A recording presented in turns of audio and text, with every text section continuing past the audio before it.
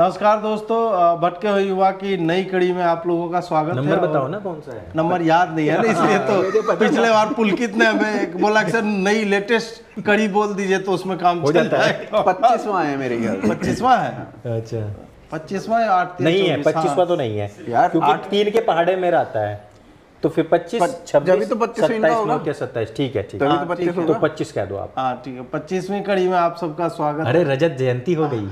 अरे हाँ यार, ये तो रजत जयंती हो गई एकदम, ये तो कविता हो गई। अनुज भाई आपसे मतलब आरंभ करते हैं इसी को, सूफी सर्किट और उसके साथ में खड़ा जो हम स्क्रीन पे फोटो लगा रहे हैं, आप देखिए कि मोदी से चादर कौन ले रहा है। जी बिल्कुल। और ऐसा नहीं है कि नरेंद्र मोदी के टीम को पता नहीं है कि अजमेर दरगाह में एक्चुअल में हुआ क्या है या अभी तक संभवतः हो रहा है। बहुत सारे इस तरह केस आते हैं, कोई बोलता है छेड़छाड़ कर दिया, कुछ कर दिया, इस तरह का आता है।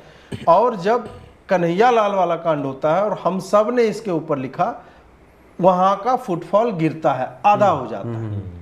फिर जब नरेंद्र मोदी जो है फिर उर्स और फलाना डिमका करके चादरें जो भेजने लगते हैं, तो मोदी जी चादर ने तकिया, कंबल, रजाई, रातें दिया बुझा के पिया, क्या क्या किया, ये सब जो है उधर कैसेट सीडी सब भेजा की। मच्छरदानी भेज देना, बरसात चल रही है। मच्छरदानी भी भेजिए, आजकल डेंगू हो रहा है। पतंजलि का वो डिब्बी भी नीम वाला और गिलोय वाला वो भी भेज दिया कीजिए, सब ठीक रहेगा। बर्थडे तो आपका मन ही रहा है, बिल्कुल। हम जानते हैं कि आप नहीं करवा रहे होंगे, लेकिन हम ये भी जानते हैं कि आपने मना भी नहीं करिए, आपने मना भी नहीं किया।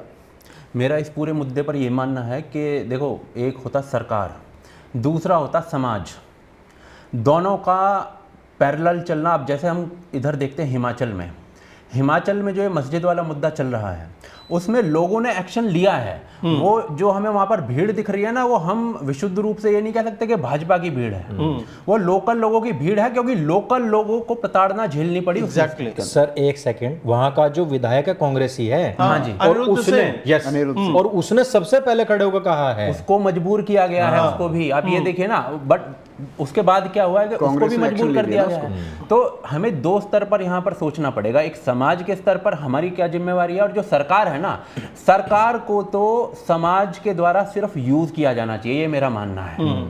सरकार को यूज करो और फिर उससे बेटर ऑप्शन दिखे उसको साले को फेंक दो, थ्रो इट अवे। क्या यार साला, अगर ये सूफी सर्किट वाला, ये तो अंबेडकर वाला ठीक है आपका, ये Buddha circuit, Buddha circuit, even Ramayana circuit तो ग्रेट, ऑफ कोर्स उसका तो बहुत फायदा मिलना ही है, रामायण सर्किट का जो भी है।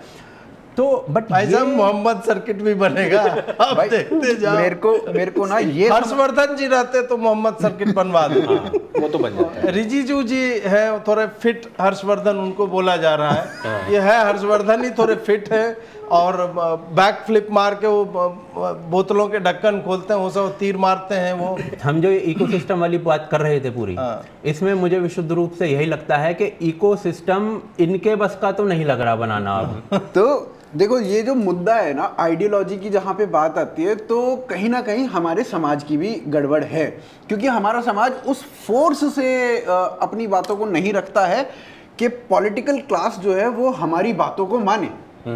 उनको पता है, मुसलमानों को पता है, मुसलमानों को पता है कि भाई हमें कितना दबाव, कहां, कब, कैसे और क्यों बनाना है, ताकि पॉलिटिकल क्लास हमारी बात को सुने, देखे, समझे और रिएक्ट करे और एक्ट करे। यार हम कम से कम डॉक्टर और इंजीनियर तो पैदा कर रहे हैं। सेमीकंडक्टर बना रहे हम तो। हाँ, अचीवमेंट्स भी देखिए हमारे। नहीं, इंजीनियर वो भी पैदा कर रहे हैं, लेकिन उसका नाम शर्जील इमाम है। डॉक्टर वो भी पैदा कर रहे हैं, उसका नाम उमर खालिद है। और देखो मकसद नहीं बोलते हैं भाई। तो देखो, हमें डॉक्टर इंजीनियर पैदा करने हैं, MBA भी पैदा करनी है, लेकिन हमें सर्वाइव भी तो करना है ना भाई। एक समाज की तरह जुड़ना और एक समाज को पॉलिटिकल आइडेंटिटी बनाना, ये हमारा काम है। अगर हम नहीं करेंगे तो भाई पॉलिटिकल क्लास, चाहे वो भाजपा हो, चाहे वो कांग्रेस हो, चाहे वो कोई भी हो, नहीं सुनेगी। अब जो दूसरा प्रश्न है वो राहुल गांधी को लेकर के है, दूसरा विषय। राहुल गांधी विदेश यात्रा कर रहे हैं, और विदेश यात्रा में वही कर रहे हैं जो पहले की विदेश यात्राओं में उन्होंने किया था। अब क्या हुआ कि पिछले कुछ दिन में भाजपा वाले कितने बड़े चमनचू हैं, उस पर चर्चा करेंगे कि राहुल गांधी ने लिंग्विस्टिक मतलब सुपीरियोरिटी की बात जो है उधर बेची। सिख जो है कड़ा नहीं पहन पा रहा है इस देश में, गुरुद्वारे नहीं जा रहा है। बलिंदर जी, आपका नाम क्या? बलिंदर जी, हाँ, तो आप तो पहन नहीं पा रहे हो। बाद में बंदा आके बोलता है कि नहीं भाई हम तो पहनते ही, मतलब मेरा नाम पूछ करके ये कुछ भी खेल गया वो आदमी वहाँ पे। उसके बाद उसने भात दाल की बात कर दी कि भात जो है श्रेष्ठ है, दाल श्रेष्ठ नहीं है। रीजन्स की बात कर दी कि राज्य जो है ये, मतलब ये भाजपा और संघ इस पे डायरेक्ट नाम ले लेके बोल रहा था कि संघ वाले बीजेपी वाले। इस पे भाजपा वालों ने कोई नहीं दिया, कुछ कमेंट्री नहीं दी। जो बात इसने आरक्षण को लेके बोली, जो उसने एग्जैक्टली नहीं बोली या जो बोली है वो उचित बोली है कि भाई इंडिया जब एक ऐसी जगह बन जाएगी, फेयर प्लेस हो जाएगा, तो आरक्षण स्वतः समाप्त हो जाएगा, उसकी नीड नहीं रहेगी। लेकिन हम तो 50% को भी ब्रीच करना चाहते हैं। उस पे सब भर भरा के निकले और पार्टी में ऊपर से आया आदेश, क्योंकि वो दिख जाता है कि ये आदेश दिया हुआ ट्वीट है।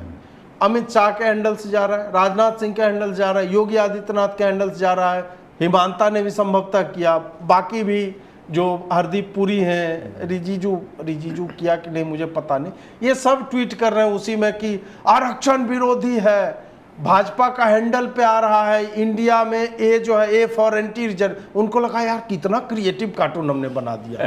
एक राहुल गांधी बैठा हुआ है, उससे माइक से पूछ रहा है what does a stand for in India, बोल रहा है एंटी रिजर्वेशन। उसको लगा कलम उलम पेपर फाड़ दिया होगा उसने स्केच करने के बाद, जिसने भी कार्टून बनाया, जिसको पैसा दे के बनवा रहे हैं। इस पे मतलब मिसप्लेस्ड आउटरीच जो इनका या मिसप्लेस्ड कम्युनिकेशन है, उस पे मैं आप लोगों के विचार जानना चाहता हूं। देखिए, मेरा इस पूरे मुद्दे पर यह मानना है कि फर्स्ट ऑफ ऑल जिस व्यक्ति की हम बात कर रहे हैं, राहुल गांधी, वो बहुत पप्पू बहुत हो लिया, but he is the man with evil intentions now. उसको सत्ता में आना है और सत्ता में आने के लिए वो बंदा इस लेवल की गिरी हुई पॉलिटिक्स कर रहा है जो कहीं ना कहीं इस देश के अंदर उपद्रव बना देगा माहौल को, अराजकता जिसे कहते हैं ना। आप किस लेवल पे बांटने की बात करो, आप लिंग के बदले उसमें बांटने की बात करो, आप जाति के उसमें, तो खैर उसकी पूरी पॉलिटिक्स जाति पर चल रही है। आप एक राज्य के अंदर दूसरे राज्य की बुराई भी, जम्मू में जाकर उसने क्या बोला, गुजरात के बारे में क्या बोल दिया, तमिलनाडु में जाकर बिहारियों के बारे में क्या बोल दिया, ऐसे 50 चीज वो कर रहा है। और कहीं ना कहीं उसको एक अच्छा डायरेक्टर मिल चुका है जो कि उससे अच्छी एक्टिंग करवा रहा है, ठीक है। तो ये हमें पहले समझ लेना चाहिए कि this man is with evil intentions now. तो उनके पास उत्तर नहीं है इस राजनीति का। मेरे दृश्य में तो एक उत्तर है जो कि मुझे होता हुआ भी दिख रहा है। वो बीजेपी नहीं करेगी, वो अपने आप ही होगा। वो होगा जैसे ही, मुझे पूरी आशा है कि वक्फ एक्ट जो है वो आएगा, जैसे ही ये काम होगा वक्फ वाला, मैं आपको लिख के देता हूं, क्योंकि ये जो दूसरा समाज है ना, ये हिंदुओं का समाज नहीं है। ये सड़कों पे मिलेगा, आगजनी होगी, पत्थरबाजी। सीए में तो साला इनका लेना एक ना देना दो। सीए जैसा मुद्दा जो था उसमें आपने आधा देश जला गिरा था इन्होंने। सीए इनसे रिलेटेड नहीं था। कश्मीर का मुद्दा सिर्फ एक क्षेत्रीय मुद्दा था। ये तो इनसे डायरेक्ट ये कहा जा रहा है कि तुम्हारा कब्रिस्तान, तुम्हारी मस्जिदें, तुम्हारा ये, तुम्हारा वो, ये 100% देश में अगले साल आग लगनी तय है। और वहीं पे राहुल गांधी, ये मैं फिर यही बात कह रहा हूं, बीजेपी कुछ नहीं करेगी, पर बीजेपी को उसका फायदा मिल जाएगा। राहुल गांधी जितनी जाति कर ले, जैसे ही मुसलमान सड़क पे दिखेगा, हिंदू की यूनाइट हो फट लेगी।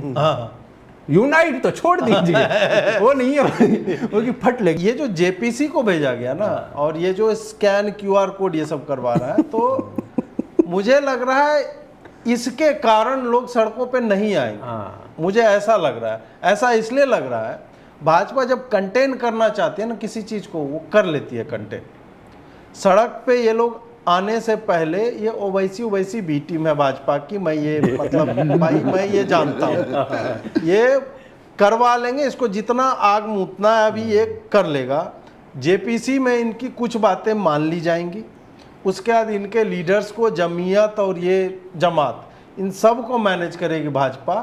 क्योंकि दंगे होने की स्थिति में पॉलिटिकल लाभ आपको मिल सकता है, लेकिन जो हत्याकांड और नरसंहार सड़कों पे होगा ना, वो भाजपा झेल नहीं पाएगी, उसको फिर कोई नहीं रोक पाएगा। नहीं, बिल्कुल। और जो हिंदू भी हैं वो भी अब की बार ये कहेंगे भाई तुम उसका करा क्या 15 साल में? ऐसा नहीं है कि हिंदू मतलब वो बैठा वो कटता रहेगा। यही सोच के इन्होंने दिल्ली में भी दंगे किए थे ना, हिंदू बैठ के कटा नहीं, 2 दिन झेला और आधे दिन में हिंदुओं ने दंगा समाप्त कर दिया। 59 कार सेवक जले और उसके बाद कौन रो रहा है आज तक वो हम सबको दिख रहा है। तो जिनको भी ये कंफ्यूजन है कि 12% 20% में हम बाल काट देंगे, तुम ये भूल रहे हो कि तुम जो सोच रहे हो कि तुमने 10 घरों को 100 घरों से घेर रखा है, तो तुम्हारे घेरे के बाहर 1000 घर हिंदुओं के। बिल्कुल। तो अब राहुल गांधी पे आते हैं वापस कि भाई जिस तरीके की राहुल गांधी के बयानबाजियां हैं, चाहे वो आरक्षण को लेकर हो, अब भाषा पे कह दिया इन्होंने, स्टेट वाइज पे भी कह दिया उसने, हर चीज़ पे वो डिवाइड एंड रूल वाली जो नीति है ना उसी पे चल रहा है। और जो आप कह रहे हैं ना कि उसका कोई अच्छा मेंटोर मिल गया, मुझे लग रहा है कि एओ ह्यूम दोबारा जन्म लेकर आया, कह रहा है कि भाई ऐसा करो। नहीं एओ ह्यूम नहीं, मैं फिर से वो बैटमैन का जोकर है उसका साला वो वही आया कि I am a dog chasing cars. अरे मुझे पता नहीं साला किस टायर पे मूतना है, खोल के बैठूंगा, फुल एफएसटी वीटा चल रहा है उसमें, फुल सेल्फ ड्राइविंग करूंगा, उसे पता नहीं है, पर भौंकना है वो। मतलब जितनी आबादी उतना हक आरक्षण में बोल रहा है, लेकिन जितनी आबादी उतना हक टैक्सेशन में तुम क्यों नहीं बोल रहे हो?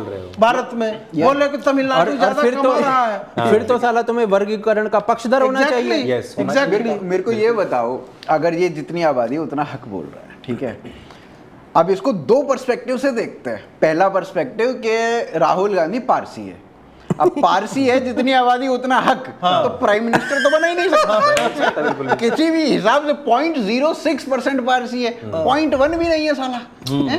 तो ये तो प्रधानमंत्री कैंसिल हो गया, ठीक है, ये तो अपने पैर पे कुल्हाड़ी मार रहा है। अगर इसको दूसरे पर्सपेक्टिव से देखते हैं कि दत्तात्रेय कौल ब्राह्मण है, फिर भी तुम साले तुम माइनॉरिटी हो, तुम प्राइम मिनिस्टर नहीं बन और सकते। फिर तुम्हारा तो सारा धन छीन के फिर दलितों में बंटना ही है। तो ये तो अपने पैर पे कुल्हाड़ी है। अगर ऐसा हो जाए तो फिर ढंग से करना है, इसको बोलने के लिए नहीं मत करना, ढंग से करना। हिमाचल में करवाओ, तेलंगाना में करवाओ, कर्नाटक में करवाओ, नहीं करवाएंगे। 5 गारंटी देने में तुम्हारी फट के जो है फ्लावर हो गई। सही बात है। और तुम ये करवाओ, जितनी आबादी अब दो 90% आरक्षण दो, कर्नाटक में करवा के दिखाओ, नहीं करवा रहा है। और भाजपा, मेन बात ये कि जो प्रश्न हम और आप पूछ रहे हैं, ये हार्वर्ड और पता नहीं कहां से पढ़ के आए हैं इनके ग्रुप के लोग, वो यही प्रश्न राहुल गांधी कांग्रेज से नहीं कर पा रहे हैं। भाई साहब मलाई मिल चुकी है, इसमें उसे खाने में व्यस्त है। इसमें खा नहीं रहा है भाई, वो लगा रहा है, समझ रहे हो? और वो लगाने वाली वस्तु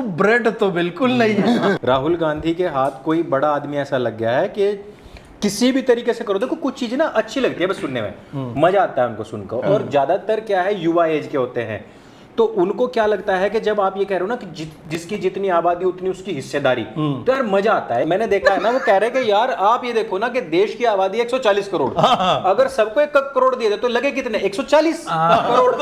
140 करोड़ में नहीं, आप 5-5 हजार करोड़ के रोड बना रहे हो साले। 140 करोड़ खर्च करो और सबको करोड़पति बना दो। बात कर मोदी जितना नहीं कर सकते। ये तो आप Priyanka Chaturvedi school of mathematics से आ रहे हैं। नहीं, ये राहुल गांधी के फॉलोअर्स ने ट्वीट किया हुआ है। अरे सीरियस, सही कह रहे हैं, कहीं देखे प्रियंका जी का भी मैथमेटिक्स इतना ही है। कई वीडियो देखे मैंने जो आपने बोला, ऐसे कई है साले। अरे वो उस पे लिखते हैं कि खुफिया स्टडी, केस स्टडी, गरीबी मिटाने की केस स्टडी, और जरूर देखें अंत तक वीडियो, स्किप ना करें। हरियाणा में चुनाव होने वाले हैं और चुनाव को लेकर के एके टीके का एक दिन मेरे पास मैसेज भी आया था कुछ कि ये गुड़गांव में इन लोगों ने कुछ सर्वे वर्वे किया है और हमारा गांव लगता है वो ना, हाँ, भाजपा से बहुत निराश चल रहे हैं। तो आप लोग हरियाणा चुनाव क्या चल रहा है, इस पे थोड़ा थोड़ा मैं चाहूँगा। अभी देखो मेरे विचार में जितनी निराशा लोगों को लग रही है, जो ये मेरा अपना ओपिनियन है, मैंने जितना सर्वे अपने हिसाब से की, मेरे को लगता है थोड़ी सी बेटर है। वहाँ पे हरियाणा में त्रिशंकु रहेगा। और इस बार जो भाजपा की तरफ से जो टिकट वितरण है वो कई कई जगहों पे बहुत अच्छा हुआ है, कई कई जगह हैं जहाँ पे थोड़ी दिक्कत है। पूरे हरियाणा में टिकट वितरण को देखोगे तो उसमें आपको लगेगा कि आरएसएस का प्रभाव यहाँ पे कहीं कहीं दिखता है, मतलब कहीं कहीं नहीं अच्छा आरएसएस की वापसी एक तरह से आरएसएस को बहुत का प्रभाव जो है वो बहुत अच्छे लेवल पे दिखता है वहाँ पे, कहीं कहीं नहीं, मतलब इसमें क्या था 40 टिकटें जो हैं इस बार 40 टिकटें नई दी गई हैं। आप उस 40 की लिस्ट को देखोगे, मैंने तो कुछ के ही फोटो देखे हैं, यंग लड़के हैं। हाँ, तो आरएसएस का प्रभाव इस बार टिकट वितरण में अच्छा खासा है, और वो प्रभाव मतलब बीजेपी को ये तो समझ में आ गया कि आरएसएस इनको भले ही चुनाव जितवा ना सके पर हरवा तो सकती है। अरे 24 के चुनाव में पता लग गया है। वो तो 240 में भी हमें दिख गया। 240 में दिख गया आपकी बात। भाई क्या है ना, बीजेपी की नायाब- पॉलिटिक्स इस क्षेत्र में अलग है। मैं उस पॉलिटिक्स को सही नहीं मानता हूँ, ऑनेस्टली बोलूँ। हरियाणा के अंदर जो बीजेपी पॉलिटिक्स उन्होंने की है, ये जाट सही जाट नहीं है। ना, मुझे वो ठीक नहीं लगती है। ठीक है, उन्होंने की है, उनके कई लीडर बड़े नेताओं ने शायद नहीं की, बट जो छुटभइये नेता है ना, जो एमएलए इस लेवल के जो हैं, उन्होंने खूब की है भर भर के। खट्टर की अगर हम बात करें ना, तो खट्टर ने देखो, खट्टर की मार्केटिंग उतनी अच्छी नहीं है, खट्टर ने काम ठीक। अगर आप जीएसटी की देखो, इतना सा राज्य है हरियाणा, जीएसटी कलेक्शन भयंकर, कितना जीएसटी कलेक्शन है। तो गुड़गांव के कारण है ना, एनसीआर गुड़गांव है, फरीदाबाद है, सोनीपत है, पानीपत है, मानेसर वगैरह, मानेसर है। इंडस्ट्रियल ऐसा नहीं एरिया है है। कि केवल गुड़गांव है, बहुत सारे एरिया है, और जीएसटी कलेक्शन बहुत अच्छा है। सड़कें, आप रोहतक की सड़कें देख लो, आप पानीपत की सड़कें देख लो, आप करनाल चले जाओ, करनाल को तो स्पेन बोलने लगे हैं लोग, भाई ये तो स्पेन है। तो मतलब ऐसा नहीं है कि काम हुआ है, काम, बट उसकी मार्केटिंग तो खैर उसकी मार्केटिंग बहुत ही उसने बेकार इतनी रद्दी करी है। भाजपा से मार्केटिंग नहीं हो रही है, सारी टीम मोदी जी पे लगा दी क्या इन्होंने? बताओ। नहीं, खैर क्या है, देखो खट्टर एक कमजोर सीएम तो था, इतना तो पक्का है। वो चलो अपना ईमानदारी वगैरह वाले वो एंगल हैं, वो सभी बोलते हैं, बट ही वाज एक प्रभावी जैसे व्यक्तित्व होता है ना, एक ऑरा होता है, व्यक्तित्व नहीं, वो तो नहीं था। वो नहीं था कि लोग साला उससे प्रभावित होके अगली बार भी उस टाइप का नहीं था, जैसे योगी। तो ये जो पूरी बेल्ट है, आप गुड़गांव से लेके महेंद्रगढ़ तक की बेल्ट ले लो, यहाँ पे यादव प्रभाव है, यहाँ पे आपकी भाजपा रहेगी, फरीदाबाद में आपकी भाजपा रहेगी, गुड़गांव में आपकी प्रीडोमिनेंटली तो नहीं, एक आधी सीट इधर उधर कर दो तो भाजपा रहेगी, ठीक है। बट आगे आप पहुंच फिर आप जाइए जाटलैंड में, तो रोहतक आगे आपका जाटलैंड, रोहतक, जींद, यहाँ पे आपको प्रभाव दिखना, हिसार में फिर पंजाबी भी आना शुरू हो जाता है। सिरसा तो वहाँ वगैरह पे, फिर। यहाँ पे इमरजेंसी की भी एक बात है इसमें। इमरजेंसी फिल्म में सरदारों के साथ या सिखों के साथ जो भी दिखाया, उससे ना हरियाणा में 12 सीटें प्रभाव होती हैं, 12 सीटें। 4 लोकसभा सीटें हैं। सिख लोग, सिख हाँ, उससे Dominating। 20% का डोमिनेंस है। इसी वजह से इस फिल्म को थोड़ा डिले किया, या सारी 12 सीटें एक अकेली फिल्म प्रभावित कर सकती है, तो इस वजह से सारी चीजें करी गई। अब तो क्या अब इमरजेंसी हरियाणा चुनाव के बाद आएगी? हो सकता है, नहीं, मुझे नहीं लगता। या बट नहीं, अब तो उसने सेंसर मिल गया ना, कंगना ने कह दिया ना कि सारे वो जो जिसमें दिक्कत है वो ट्रिम कर दो, कोई दिक्कत नहीं है। तो सेंसर समझाया हो रही है, तब आ रही है। धोखा के देगी। ये राजनीति है। 12 सीटें एक अकेली लल्लन फिल्म को से बोला ना प्रभावित हो रही थी। अगर ये दिक्कत ना होती, सिख बॉडी इस तरीके से ना करती तो चल जाती। ये ऐसा सोच रहे हैं, भाजपा ऐसा सोच रही, जैसे भाजपा सोच रही थी कि किसान आंदोलन से वो जो है पंजाब के 300 सीटें प्रभावित हो रही, वो जो जीतने वाले थे। यार मुझे ये लोग खुद पहले सोच के बैठ जाते हैं कि यार इससे वो नाराज हो जाएगा। नाराज हो जाने वाले पूछ लो पहले जाकर, क्यों भाई तुम नाराज अगर नहीं करेंगे तुमको वोट दे दोगे क्या? सही बात है। फीडबैक ले लो तुम बिठा करके, तुम वो तो ये वो बच्चे हैं जो एग्जाम की ज्यादा तैयारी कर लेते हैं और फिर गलत लिख के आते हैं। हाँ, ऐसा साला, अरे आज मैथ्स का एग्जाम था, मैं तो हिस्ट्री पढ़ के आया था पूरी रट ली रात। पूरी। देखो हरियाणा का ऐसा है, जो हमारी बात चली थी यादवों वाली, भाई अगर हरियाणा के यादव देखे जाना तो मैंने देखा है सारे गौ रक्षक है, मोनू मानेसर यादव है, और जितने भी देख लो आप उधर बिट्टू बजरंगी और बिट्टू बजरंगी की बात देख लो, और ये इधर वाले जो है ना, ये तो मैंने देखा है कि गौमूत्र पीने वाला, गोबर लसेड़ने वाला, ऐसा बोल भी देते हैं यहाँ के यादव, जबकि गौ आधारित इनकी पूरी अर्थव्यवस्था रही है, फिर भी देख लो बोलते हैं। वहाँ वाले इनको एक्सेप्ट नहीं करते। इवन हमारे तरफ के यादवों क्या बोला जाता है वो मैं बोल नहीं सकता, बहुत बढ़िया बात है। केस हो जाएगा जातिगत टिप्पणी करने के लिए। हाँ। इसलिए मैं बोलूंगा नहीं, ये गाय गोबर गोमूत्र करके चिढ़ाते हैं ना, जी जी जी जी, इसीलिए खैर चलिए मैं नहीं बोलूंगा। बोलिए ना, मत आप रहने दो। हम लोग बहुत परेशान हैं आजकल इन सब चीजों से। हरियाणा का जो इस बार का चुनाव है, मुझे दोनों चीज लग रही हैं। एक तो ये कि जैसे इन्होंने नायब सिंह सैनी को ये लेकर के आए थे, तो जो एंटी इनकम्बेंसी चल रही थी ना, वो एक खट्टर के एक फेस पे, पंजाबी फेस पे, या उसकी जो नीतियां थी खास तौर पे किसान आंदोलन के फेलियर पे, क्योंकि वहां से लोग बॉर्डर तोड़ करके पंजाब से और हरियाणा में घुस गए थे। वो लास्ट में इन्होंने अपनी छवि खट्टर जी ने बनाने की कोशिश करी जब इन्होंने बॉर्डर पूरी सील कर दिए, अब की बार अंदर नहीं आ पाए, तो एक पूरा डैमेज कंट्रोल करके इन्होंने इस्तीफा दे दिया। फिर आगे नायब की तरफ, नायब पर आते ही फिर से एक बार को ये लगा कि जो 20% जो जाट कम्युनिटी है वो कम से कम इनसे खफा हो जाएगी। लेकिन जैसे कि हम इस पॉडकास्ट से पहले बात कर रहे थे ना कि बबीता फोगाट है और सांगवान क्षेत्र से उसको खड़ा कर दिया गया, सांगवान ने सांगवान को वोट किया, ना कि फोगाट को वोट किया। बहुत सारे ऐसे मैटर्स हैं कि जहां जाट भी जाट को डायरेक्ट सपोर्ट नहीं करता। मैं जाटों से कहना चाहता हूं कि यार 20% तो एक मुट्ठी के दिखो तो सही। आपने 10 साल लगा लिए पसमानदा करते हुए, लेकिन जैसे ही वक्फ बोर्ड का मामला है ना, तो जितना मुसलमान है एक हड्डी का बन करके खड़ा हुआ है, वहां उसको ये मतलब नहीं है कि मैं पसमानदा हूं, मैं अशराफ हूं। वो सारे क्यूआर कोड स्कैन करके भाई साहब अपना वक्फ बोर्ड बचाने में लगे पड़े हैं, जबकि वक्फ आईटी सेल आपको बताए क्यूआर कोड स्कैन तो किया उन्होंने, पसमानदा ने लेकिन सपोर्ट में किया। आईटी सेल डेटा आपको देगा। नहीं, आईटी सेल जेपीसी में बैठा हुआ है तो सारा हैक ही कर लेना। अगर तुम्हें जेपीसी का पूरा रिकॉर्ड पहले ही पता लग गया तो हैक करके दिखा दो कि हमने 140 करोड़ वोट मिले हैं, हमें तो उसको डेमोलिश करना है। मुझे लगता है ये सब ड्रामे हो रहे हैं। हाँ, हमें तो आर्यन प्रदेश, ईरान और इराक तक का वोट मिल गया जी। तो मैं कहना चाहता हूं कि जाटो ये मत देखो कि वहां पर कोई सांगवान खड़ा या फोगाट खड़ा या वहां पर जुलाना खड़ा या वहां पर कोई मलिक खड़ा है। अगर एक मुश्त वोट करोगे तो कम से कम सरकारों को आगे ये बात पता तो लगे। मैं जाट की नहीं बात कर रहा हूं, मैं तो हर एक की कह रहा हूं कि अगर एक मुश्त हो जाए, भाई अगर जातियां भी एक मुश्त हो जाए ना, तो सारियों को इस बात का संदेश मिल जाएगा। ये जो आप बात कह रहे हो, मैं कई बार इस चीज को सोचता था। मैं कहता था ये मुलायम सिंह यादव कितना ग्रेट आदमी है। सोचिए, इसने सारे पिछड़ों को इकट्ठा कर दिया। मायावती कितनी ग्रेट है, इसने सारे शेड्यूल कास्ट को इकट्ठा कर दिया। अब सवर्ण एक हो जाए, उससे अगला जो कदम है वो हिंदुत्व का है। ये तो क्या बस 3 एंटिटी हो गई, 3 एंटिटी जुड़ेंगी। मैंने कहा बड़ा सरल है ये तो बोले। पर जब हम यहाँ पर बात करते हैं कि कागज पर 50 साला गोत्र लिखे हैं और ये है और वो है, हरियाणा में इतनी गंदी पॉलिटिक्स चल रही है ना सड़क पर, जिसकी कोई हद नहीं है। शायद पूरे देश में इतनी भयंकर पॉलिटिक्स नहीं होगी।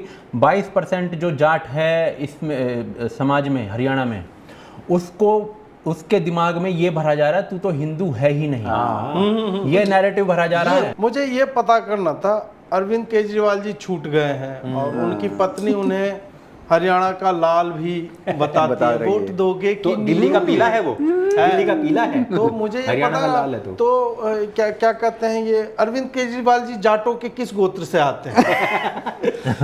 हरियाणा का लाल है वो तो। अरविंद केजरीवाल हर जाति के हर गोत्र से, हर गोत्र यूनिवर्सल, वो यूनिवर्सल है। किसी के बाप का हिंदुस्तान, सभी का वो जहाँ जाते हैं वहाँ के हो जाते हैं। अभी सुनीता जी बोल रही थी मेरे पति जो थे वो 1967 में जन्माष्टमी के दिन पैदा हुए थे। अच्छा, मुझे लगा 67 में जंग लड़ रहे थे। नहीं, वो बेसिकली कहना चाह रहे थे जिस दिन कृष्ण भगवान पैदा हुए तो कृष्ण का अंश। हाँ, तो केजरीवाल जी के आने से हरियाणा की राजनीति में कितना प्रभाव पड़ेगा? केवल ये प्रभाव पड़ेगा कि वो कांग्रेस की वोट काटेगा।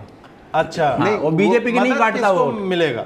बेनिफिट भाजपा है ना, बेनिफिट उसका भाजपा को मिलेगा 100%। इसीलिए मैंने कहा था कि हो सकता है कि भाजपा खिसक जाए और हो सकता है गुजरात वाली चीज। क्या इसी कारण मोदी जी ने केजरीवाल जी को अभी रिलीज जी मित्रों, क्या इसे मास्टर स्ट्रोक माना जा सकता है? जिस टाइम पूजा हो रही थी ना, गणपति पूजा, वहीं पे कह दिया गया था उसी टाइम पे यूं ऐसे करके जी, इसीलिए तो मिलने गए थे। अच्छा, वहीं पे हुआ है। इसीलिए पूरा विपक्ष गणेश पूजन पे दोनों का साथ खड़े होने, उन्होंने कहा ना कि इससे ज्यादा क्या बोलते रसातल में नहीं जा सकते हमारे राज्य। तो ये चीज वहां हुई है, उन लोगों को पता है कि उन्होंने कहा कि केजरीवाल जी को बाहर निकाला जाए। आईटी सेल देखो कितना स्मार्ट है, ये बात किसी को नहीं बताया आईटी सेल ने 2 दिनों से। चीख कब सबको बता रहे हो? मैं तो सपा का आदमी हूँ। लाल शर्ट, हाँ, मैं तो साथ टोपी भी लाल लगा देना बे, इसमें एडिट करके इस समय मैं सर जो है एकदम स्थिर रखे हुए कर लो आप अपना टोपी लगा देना। और पीछे तराना, हाँ, नहीं म्यूजिक डालने से कॉपीराइट स्ट्राइक आ जाता है, तो इस पे नहीं आएगी, इस वाले इस पे नहीं। अच्छा, समाजवादी पार्टी ने खुद ही गा देंगे। कब आओगे मेरे अखिलेश, तुम्हें यूपी बुलाते। चले मित्रों, अब हम समापन करते हैं। पुष्पम पत्रम दीजिए। अरे ये अपील करना भूल ही गया मैं, पुष्पम पत्रम देते रहिए आप लोग मित्रों जी। स्क्रीन पे नंबर है, लोगों के भी क्यूआर कोड है, लेकिन वो चैनल के क्यूआर कोड है। पैसे वाले क्यूआर कोड ये रहे, ये आपके स्क्रीन पे, इससे पैसा जो भेजिए। बहुत बहुत आभार आप सबका। जय श्री राम। जय श्री राम। नमस्ते।